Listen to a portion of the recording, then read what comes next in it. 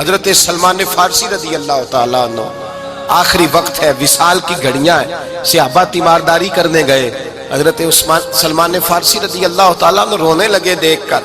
ایک صحابی نے پوچھا سلمان روتے کیوں ہو؟ کہنے لگے یار میں حضور کا غلام ہوں، پر میں نبی پاک کی پوری بات نہیں مان سکا، سوچتا ہوں قیامت میں حضور کے سامنے کیا منہ لے کر کے جاؤں گا، پوری بات نہیں مان سکا، تابع داری نہیں ہو سکی، حضور کے سامنے کیسے کھڑا ہوں گا؟ صحابہ نے کہا سلمان ہم تو دیکھ رہے ہیں تیرا ایک ایک لمحہ مصطفیٰ کی سنت میں گزرا ہے، تیری ہر ادا سنت مصطفیٰ ہے، پھر تو کس بات میں پریشان ہے؟ کیا ایسی بات ہے جس نے تجھے پریشان کر رکھا ہے؟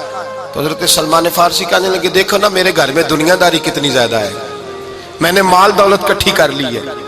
صحابہ کہتے ہیں پلٹ کے دیکھا تو ایک ٹوٹی ہوئی چٹائی تھی، 2 پیالے تھے، 2 تکیے تھے، ایک پانی پینے کا مٹکا تھا۔